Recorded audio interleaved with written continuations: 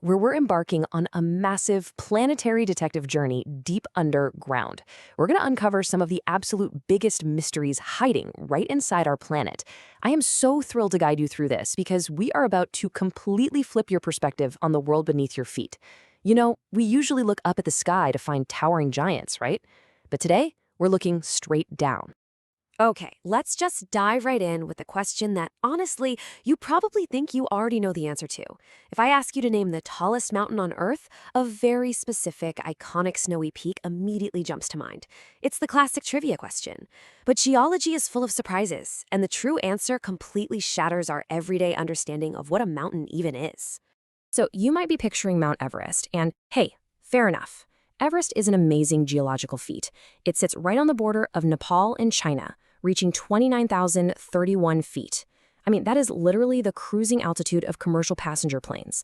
It formed around 50 to 60 million years ago, and it actually still grows about 1.3 feet every single century, which is incredibly impressive.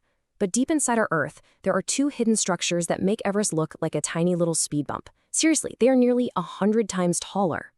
The staggering reality here really just comes down to one single number: 620. These two hidden mountains, one sitting deep beneath Africa and the other deep beneath the Pacific Ocean, are an unbelievable 620 miles tall. Just let that scale sink in for a second. You can't hike these peaks. You are never going to see them with your own eyes.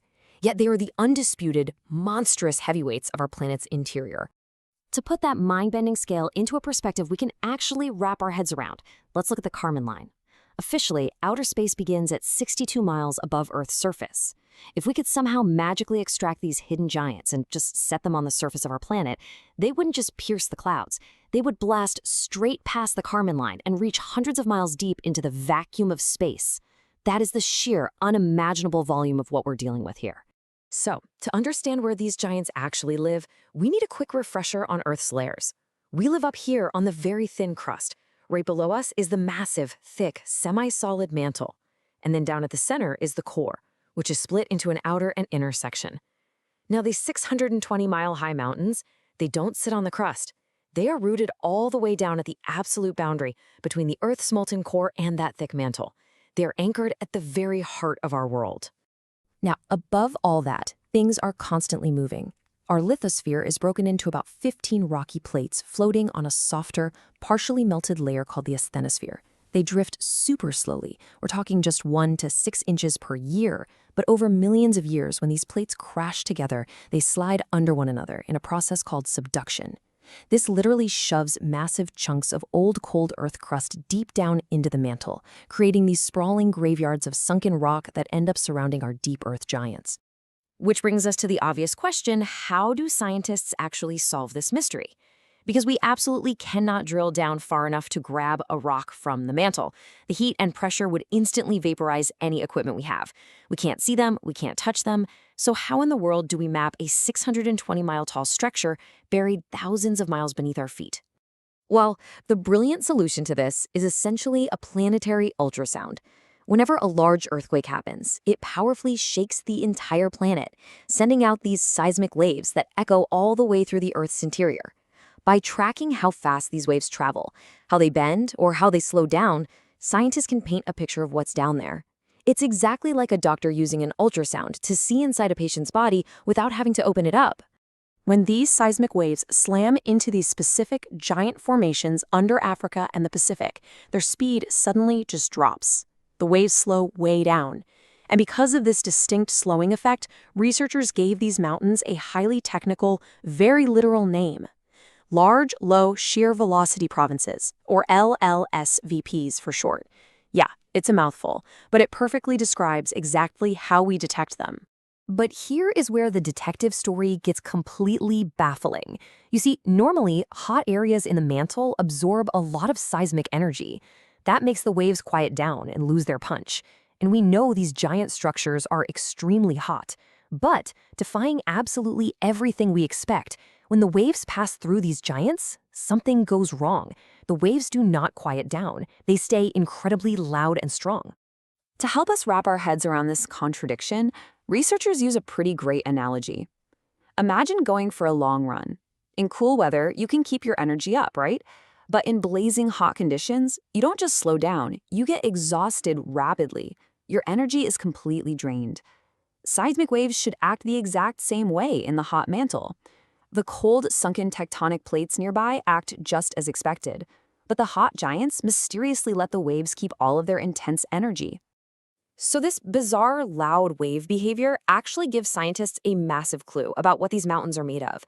Loud waves mean the structures must be made of giant mineral grains, because big grains simply don't absorb as much energy from seismic waves as the smaller ones do.